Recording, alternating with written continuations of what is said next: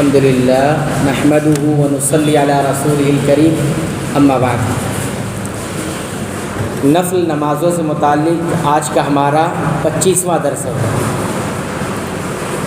عبداللہ ابن عباس رضی اللہ تعالیٰ عنہ کے غلام قریب وہ کہتے ہیں کہ عبداللہ ابن عباس رضی اللہ عنہما ایک رات ام المؤمنین میمونہ رضی اللہ تعالیٰ عنہا کے یہاں رات گزاری۔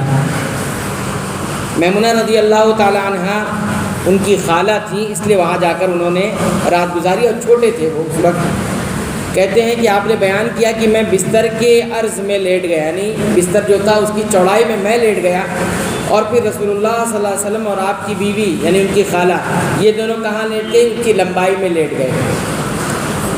کہتے ہیں پھر رسول اکرم صلی اللہ علیہ وسلم سو گئے، یہاں تک کہ آدھی رات ہو گئی یا اس سے تھوڑی دیر بعد یا پہلے، ان کو کنفرم نہیں ہے کہ آدھی رات سے تھوڑا پہلے یا بعد میں۔ کہتے ہیں کہ آپ صلی اللہ علیہ وسلم بیدار ہو کر بیٹھ گئے اور چہرے سے نیند کے خمار کو اپنے دونوں ہاتھوں سے دور کرنے لگے۔ پھر سورہ آل عمران کے آخر کی 10 آیتیں پڑھیں، اس کے بعد پانی کی ایک مشک کے پاس گئے جو لٹک رہی تھی، پانی تھا مشک میں وہ لٹک رہی تھی، اس سے آپ صلی اللہ علیہ وسلم نے اچھی طرح وضو کیا، پھر کھڑے ہو کر نماز شروع کر دی۔ عبداللہ ابن عباس رضی اللہ عنہ نے کہا کہ میں بھی اٹھا اور جس طرح نبی کریم صلی اللہ علیہ وسلم نے کیا تھا میں نے بھی کیا، دیکھا وہ بھی کر رہے میں بھی کرنے لگا۔ پھر کہتے ہیں پھر جا کر آپ صلی اللہ علیہ وسلم کے ایک پہلو میں کھڑا ہو گیا، آپ صلی اللہ علیہ وسلم نے اپنا دائنا ہاتھ میرے سر پر رکھا اور میرے دائنے کان کو پکڑ کر اسے اپنے ہاتھ سے مروڑنے لگے۔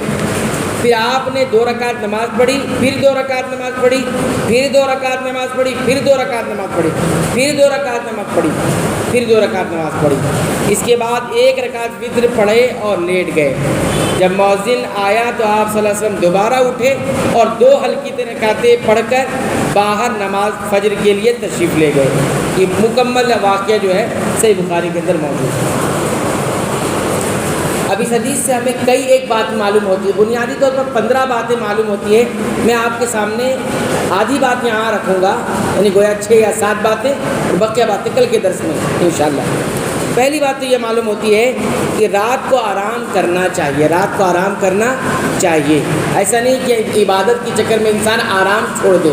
نبی کریم صلی اللہ علیہ وسلم نے آدھی رات یا اس کے قریب تک سوئے رہے آپ، پھر تہجد کے لیے اٹھے۔ اس سے معلوم ہوتا ہے کہ نیند کے بعد قیام اللیل افضل ہے، لیکن شرط نہیں ہے۔ کوئی اگر بغیر نیند کے بھی قیام اللیل کرنا چاہتا ہے تو کر سکتا ہے، اور رات کو سونا بھی چاہیے انسان کو۔ ایسا نہیں ہے کہ تقویٰ کا انسان ان تقوی میں اتنا آگے آ جائے کہ سونا اپنا چھوڑ دے، ایسا نبی کریم صلی اللہ علیہ وسلم سے زیادہ تقویٰ والا کوئی نہیں۔ دوسری بات، جاگنے کے بعد نیند کے اثرات دور کرنا، نیند کے اثرات کو دور کرنا سنت ہے۔ نبی کریم صلی اللہ علیہ وسلم جب بیدار ہوئے نیند سے تو کیا کیا آپ نے؟ چہرے پر نیند کا اثر ختم کرنے کے لیے ہاتھ سے آپ نے اس کو صاف کیا۔ تو اگر انسان اٹھے تو پہلے کیا کرے؟ چہرہ اچھی طرح سے اس پر ہاتھ پھیر لے تاکہ نیند کا خمار ختم ہو جائے۔ ویسے ہی اٹھ جائے گا تو نقصان پہنچ سکتا ہے نیند کے اثرات کی وجہ سے، بسا اوقات ایسا ہو بھی جاتا ہے۔ تیسری بات معلوم ہوتی ہے کہ بیداری کے وقت قرآن پڑھنا چاہیے۔ انسان اٹھے تو کچھ اگر صورتیں یاد ہے، کچھ آیات یاد ہیں تو اٹھ کے پڑھ سکتا ہے۔ یہ ضروری نہیں کہ آپ وضو کر کے آئیں، البتہ اگر ناپاکی کی حالت میں ہے تو ایک الگ مسئلہ ہے۔ اس وقت نبی کریم صلی اللہ علیہ وسلم جنبی کی حالت میں تو تھے نہیں۔ آپ صلی اللہ علیہ وسلم جاگنے کے بعد سورہ آل عمران کی آخری 10 آیتیں پڑھی، اور یہ آیت میں بہت غور و فکر کیا آپ صلی اللہ علیہ وسلم نے، اس لیے پڑھی تھی۔ چوتھی بات، وضو کا اہتمام۔ آپ صلی اللہ علیہ وسلم نے لٹکی ہوئی مشکزہ پانی کی مشق جو تھا اس سے وضو کیا اور خوب اچھی طرح وضو کیا۔ اس سے یہ معلوم ہوا کہ رات کو ہی انسان کو پانی کا اہتمام کر لینا چاہیے۔ نبی کریم صلی اللہ علیہ وسلم نے پانی کا اہتمام کیا، اور ایک مشق جس میں 5 چمڑے کا ہوتا ہے اس میں پانی بھرا، اس کو لٹکا دیا تھا دیوار کو، تاکہ جب میں رات میں اٹھوں تو پھر کہیں جا کر مجھے پانی لانے کی ضرورت نہ پڑے، گھر میں موجود ہے۔ تو وضو کے اہتمام کے لیے پانی کا اہتمام کریں۔ 5ویں بات، تہجد میں رکعت کی تعداد کتنی تھی سنت کے مطابق؟ تو یہاں پر جب عبداللہ ابن عباس بیان کر رہے تو 2 رکعت اس طرح 6 مرتبہ آپ نے فرمایا، تو یہ کتنی رکعت ہو گئی؟ 12 رکعتیں ہو گئی۔ کتنی رکعتیں ہو گئی؟ 12 رکعتیں، 2 کر کے۔ پھر ایک رکعت وتر پڑھ لی، کتنی رکعت ہو گئی؟ 13 رکعت ہو گئی۔ 11 یا 13 یہی نبی کریم صلی اللہ علیہ وسلم کا معمول ہوتا تھا۔ آپ صلی اللہ علیہ وسلم نے 2 رکعتیں ادا کی پھر وتر پڑھا۔ اس سے کیا معلوم ہوا تہجد کا طریقہ کیا ہے اور سنت طریقہ کیا ہے یا سنت تعداد کیا ہے، یہ معلوم ہو گئی۔ سنت تعداد 11 یا 13 ہے، ٹھیک ہے۔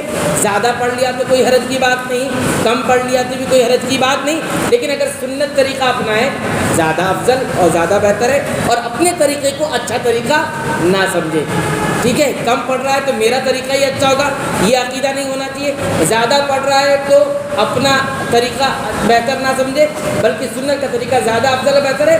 کس کا دل چاہتا ہے کم پڑھ لے، نہیں سے پڑھ سکتا، زیادہ پڑھنا چاہے تو بھی پڑھ سکتا ہے، لیکن سنت پر رہے گا تو فتنوں سے محفوظ رہے گا۔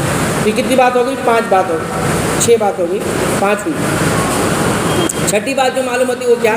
نفل نماز میں 2 رکعت پر سلام ہے، 2 رکعت پڑھ کے ہی پڑھنا ہے، یہ نفل نماز کا قاعدہ ہے۔ نفل نماز کا قاعدہ کیا ہے کہ 2 کر کے پڑھی جائے گی، جتنا بھی آپ کو پڑھنا ہے، لیکن 2 کر کے پڑھنا ہے، ایک سلام پھیر کر پڑھنا ہے 2 رکعت پہ۔ ایسا نہیں کہ کوئی 4 رکعت مسلسل پڑھ لے بغیر ایک سلام، نہیں۔ نبی کریم صلی اللہ علیہ وسلم کے بارے میں 2 رکعت پڑھتے تھے اور آپ نے حکم بھی دیا تھا کہ 2 کر کے پڑھا جائے۔ تو یہ ایک بات معلوم ہوئی۔ تو 6 باتیں یہاں پہ ہمیں معلوم ہو گئی۔ بقیہ باتیں انشاءاللہ اس حدیث سے ہمیں کیا معلوم ہوتی ہے آئندہ درس میں ذکر کریں گے۔ اللہ تعالیٰ سے دعا ہے رب العالمین تو ہمیں سنت کے مطابق تمام عبادتوں کو انجام دینے کی، ادا کرنے کی توفیق عطا فرما، اور خاص طور پر قیام اللیل کا بھی اہتمام کرنے کے رب العالمین ہمیں توفیق عطا فرما۔